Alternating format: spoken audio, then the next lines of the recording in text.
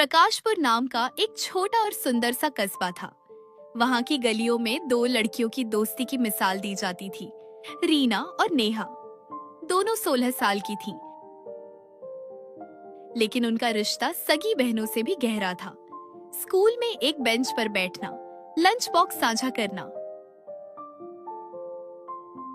और शाम को साइकिल चलाते हुए घर लौटना, यह उनकी दिनचर्या थी। रीना स्वभाव से बहुत शांत और समझदार थी। उसका परिवार मसीही था, इसलिए वह बचपन से ही प्रार्थना और वचन के माहौल में पली बढ़ी थी। उसकी माँ अक्सर कहती थी, बेटा दुनिया चाहे बदल जाए, लेकिन यीशु का प्रेम कभी नहीं बदलता। दूसरी ओर नेहा चुलबुली थी। उसे फैशन, नई फिल्में और सोशल मीडिया पर रील बनाना बहुत पसंद था। वह अक्सर रीना से कहती, तुझे देखकर लगता है तू किसी और जमाने की है, लेकिन सच कहूँ तो तेरे पास बैठकर जो शांति मिलती है वो कहीं और नहीं मिलती। दोनों अलग थीं, फिर भी एक थीं। 11वीं कक्षा शुरू हुई और क्लास में एक नए लड़के का दाखिला हुआ, करण। करण शहर से आया था। उसके बाल स्टाइलिश थे, हाथ में महंगा फोन था और बात करने का अंदाज ऐसा कि सब उसकी ओर खींचे चले आते थे। धीरे धीरे नेहा का ध्यान पढ़ाई और रीना से हटकर करण की तरफ जाने लगा।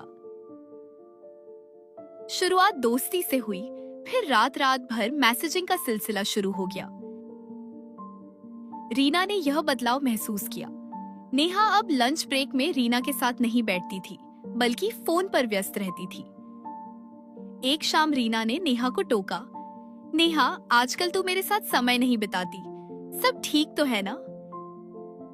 नेहा ने लापरवाही से बाल झटकते हुए कहा, अरे यार रीना, तू बहुत बोरिंग बातें करती है। करण के साथ बात करके मुझे लाइफ में नई किक मिल रही है, तू नहीं समझेगी। समय बीतता गया। नेहा अब पूरी तरह बदल चुकी थी। वह चर्च जाने के नाम पर बहाने बनाती और रीना की सलाह उसे भाषण लगने लगी थी। नेहा, मुझे चिंता हो रही है। मुझे करण का स्वभाव पसंद नहीं है।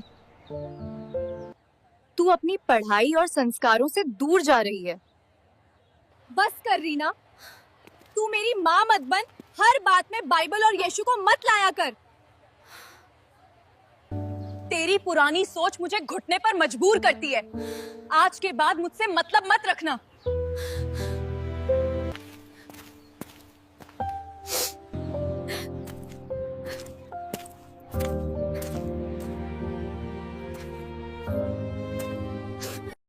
उस रात रीना ने अपने कमरे का दरवाजा बंद किया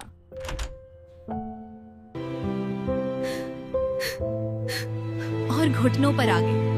उसने रोते हुए प्रार्थना की, प्रभु, मेरी सहेली रास्ता भटक गई है। मैं कुछ नहीं कर सकती। लेकिन आप सब कुछ कर सकते हैं। उसे संभाल लीजिए।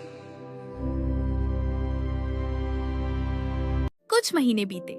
नेहा और करण का रिश्ता गहरा हो चुका था, लेकिन अब करण का असली रंग सामने आने लगा। वह नेहा पर अपनी मर्जी थोपने लगा। जब नेहा ने अपनी पढ़ाई की बात की तो करण ने मजाक उड़ाया। नेहा घर पर झूठ बोलकर करण से मिलने जाती, लेकिन करण उसे समय नहीं देता था। वह सिर्फ अपने मतलब के लिए नेहा से बात करता। एक दिन नेहा ने करण को फोन किया और कहा, करण, मुझे बहुत अकेलापन लग रहा है, मुझे तुम्हारी जरूरत है। उधर से करण की रूखी आवाज आई, देखो नेहा, तुम बहुत इमोशनल ड्रामा करती हो। मुझे ऐसी चिपकू लड़कियां पसंद नहीं। मेरे पास तुम्हारे लिए टाइम नहीं है। मुझे और कॉल मत करना। और इसके साथ ही उसने नेहा को हर जगह से ब्लॉक कर दिया।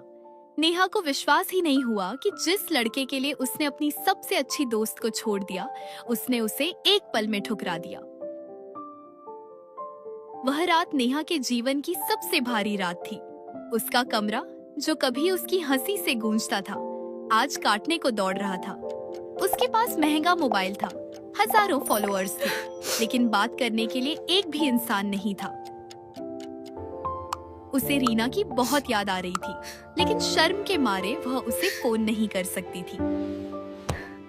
वह बिस्तर पर लेटकर रो रही थी। तभी उसके हाथ से मोबाइल फिसला और स्क्रीन पर एक पुराना ऐप खुल गया। ये एक बाइबल ऐप था जो रीना ने बहुत पहले जबरदस्ती नेहा के फोन में इंस्टॉल किया था। स्क्रीन पर आज का वचन चमक रहा था। ऐसे मार्ग है जो मनुष्य को ठीक जान पड़ते हैं, परंतु उनके अंत में मृत्यु मिलती है। नीति वचन 14:12। नेहा सन्न रह गई। उसे लगा जैसे ईश्वर सीधे उससे बात कर रहे हैं। उसे महसूस हुआ कि जो रास्ता उसे मॉडर्न और कूल लग रहा था, उसने उसे केवल दर्द दिया। नेहा का हाथ कांपने लगा। उसने ऐप में अगला वचन स्क्रॉल किया। स्क्रीन पर आया, यहोवा टूटे मन वालों के समीप रहता है और पिसे हुओं का उद्धार करता है। भजन संहिता 34:18। इस वचन ने नेहा के पत्थर हो चुके दिल को पिघला दिया। वह अब और रोक नहीं पाई। वह बिस्तर से नीचे उतरी, घुटनों पर बैठी और फूट फूट कर रोने लगी। हे प्रभु यीशु, क्या आप मुझे सुन रहे हैं? मैंने सब कुछ गलत कर दिया। मैं बहुत अकेली हूँ। क्या आप मेरे टूटे दिल को जोड़ सकते हैं? उस रात कमरे में कोई नहीं था, लेकिन नेहा को एक अजीब सी शांति महसूस हुई। एक ऐसी शांति जो करण के साथ या सोशल मीडिया पर कभी नहीं मिली थी। अगली सुबह नेहा की आंखों में सूजन थी, लेकिन चेहरे पर एक नई चमक थी। उसने सबसे पहले अपने फोन से फालतू ऐप्स हटाए। अब वह खाली समय में रील नहीं देखती थी, बल्कि बाइबल के वचनों को पढ़ने की कोशिश करती थी। उसे समझ आ गया था कि सच्चा प्रेम कभी धोखा नहीं देता और वह प्रेम केवल ईश्वर में है। लेकिन एक बोझ अब भी उसके दिल पर था। रीना उसे अपनी दोस्त से माफी मांगनी थी, लेकिन हिम्मत नहीं हो रही थी। रविवार की सुबह उसने फैसला किया। वह तैयार हुई और उसी चर्च की ओर चल पड़ी जहां रीना जाती थी। चर्च के गेट पर पहुंचकर नेहा के कदम रुक गए। उसे अपनी कही हुई कड़वी बातें याद आ रही थी। तू पुरानी सोच की है, वह सोचने लगी। क्या रीना मुझे अपनाएगी? क्या मैं यहाँ आने के लायक हूँ? तभी चर्च के अंदर से आवाज आई, तू ही रब है, तू ही सब है, तू ही पिता है मेरा। इस गीत ने उसे हिम्मत दी। वह दबे पांव अंदर गई और सबसे पीछे वाली बेंच पर बैठ गई। सामने रीना आंखें बंद करके प्रार्थना कर रही थी। प्रार्थना खत्म हुई। रीना पलटी और उसकी नजर पीछे बैठी नेहा पर पड़ी। नेहा सिर झुकाए बैठी थी और उसकी आंखों से लगातार आंसू गिर रहे थे। नेहा ने रीना को देखते ही कहा, रीना, हाँ मुझे माफ कर दे, मैंने बहुत बड़ी गलती की। मैंने तुझे नहीं, खुद को खो दिया था। रीना ने कुछ नहीं कहा, बस नेहा को जोर से गले लगा लिया। दोनों सहेलियां चर्च के बीचों बीच रोती रहीं। पगली, तुझे माफी मांगने की जरूरत नहीं है। मैंने तुझे कभी अपने दिल से निकाला ही नहीं। मैं रोज प्रभु से यही मांगती थी कि तू सुरक्षित वापस आ जाए। उस दिन के बाद नेहा और रीना की दोस्ती फिर से शुरू हुई, लेकिन इस बार यह पहले से भी मजबूत थी। अब उनकी दोस्ती के बीच में दुनिया की चमक धमक नहीं, बल्कि प्रभु यीशु मसीह थे। नेहा ने सीखा कि दुनिया की खुशी पानी के बुलबुले जैसी है जो पल भर में फूट जाती है, लेकिन ईश्वर का वचन वो चट्टान है जो हर तूफान में स्थिर रहता है।